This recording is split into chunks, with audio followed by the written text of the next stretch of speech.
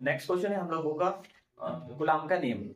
Next question हम लोगों का गुलाम का नियम, और गुलाम का नियम इंपॉर्टेंट रहता है। हम आज गुलाम का नियम दूसरा क्वेश्चन है हमारा। इससे पहले हम जो गॉस के पेपर में उसको कवर कर चुके हैं। अब हम गुलाम का नियम देख रहे हैं।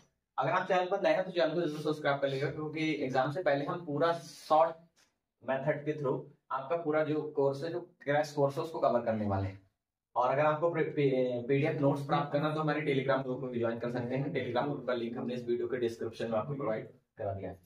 तो चलिए स्टार्ट करते हैं। तो सेकंड क्वेश्चन, तो हमारे पास में कुछ अरेंजमेंट है। अगर हम गुलाम के नियम की बात करें तो गुलाम का नियम पहले हेडिंग बनाकर हम कुछ लिखेंगे, और लिखना क्या है तो हम लिखेंगे ये कि किन्हीं दो स्थिर पिंडों के बीच लगने वाला बल उन स्थिर पिंडों पर उपस्थित आवेश के गुणनफल के समानुपाती होता है, तथा उन स्थिर पिंडों के बीच की दूरी के वर्ग के व्युत्क्रमानुपाती होता है। इसी को गुलाम का नियम कहते हैं। ठीक है, तो कैसे लिखेंगे? किन्हीं दो स्थिर पिंडों के बीच लगने वाला बल उन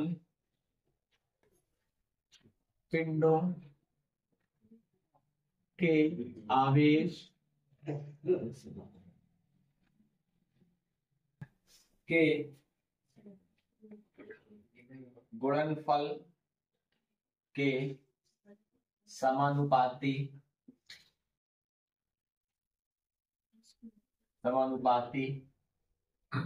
होता है, तथा उनके बीच की दूरी के वर्ग के व्युत्क्रमानुपाती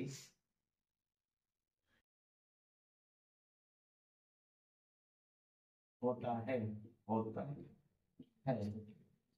इसी को गुलाम का नियम कहते हैं। गुलाम का नियम कहते हैं। उसके बाद में हमने ये डेफिनेशन लिख दी गुलाम के नियम की। उसके बाद में हम क्या करेंगे? एक डायग्राम बनाएंगे। ये डायग्राम बनाएंगे, यहाँ पर हमारे पास दो स्थिर पिंड है। एक पिंड ये है, एक पिंड ये है। इसको हम मान सकते हैं ए बी भी मान सकते हैं। तो ये हमारा ए मान सकते हो, एक पिंड ए है, और ये हमारा पिंड बी है। पिंड ए पर +Q1 है और बी पर -Q2 है। अगर हम बात कर लें, इन दोनों जो बिंदु आवेश है वो किसी ऐसे माध्यम में रखें जिसका परावर्तन के होगा, ये भी आप लिख सकते हैं। ठीक है, तो अगर हम बात करें बिंदु ए पर, तो बिंदु ए और बी पर जो भी आवेश है, इसके बीच में जो भी बल लगेगा वो इन दोनों के गुणनफल के समानुपाती होगा। और जो बल लगेगा, दूसरे पॉइंट में ही लिखेंगे, जो भी बल लगेगा वो इनके बीच की जो दूरी है उसके वर्ग के व्युत्क्रमानुपाती होता है। ये सिंपल दो लाइनें आपको रटना है। पहली लाइन ये है कि जो इसके बीच बल लगेगा, तो फर्स्ट में है कि आपका क्या लग रहा है, जो भी बल लग रहा है इन दोनों के बीच में वो क्या लग रहा है, इन दोनों के गुणनफल के समानुपाती। Q1 Q2 दोनों का गुणनफल हो गया और समानुपाती है।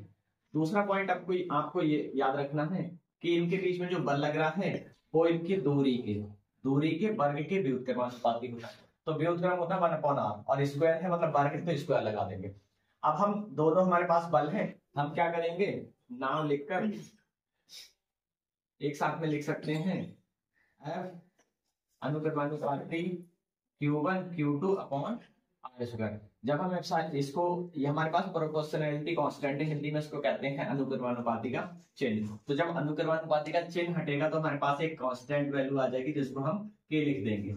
और K की हम वैल्यू कुछ लगा सकते हैं। तो K की वैल्यू हम क्या लगा सकते हैं? तो K की वैल्यू होती है 1/4 pi epsilon not K into Q1 Q2 upon R square. ये हमारे पास गुलाम का नियम आ चुका है। लेकिन हम लिख देंगे कि निर्वात या वायु के लिए, तो हम लिख देंगे निर्वात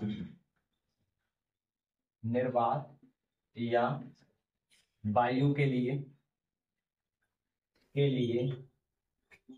निर्वात या वायु के लिए K इज इक्वल टू हमारा 1 होगा, और K जब इज इक्वल टू 1 होगा तो F is equal to 1/4 pi epsilon naught के हट जाएगा, क्योंकि 1 हम पुट करेंगे तो वही चीज वापस आ जाना है, Q1 Q2 अपॉन में आ चुका है। ये हमारा प्रूफ आ चुका है। और बल का हमारी मात्रक होता है।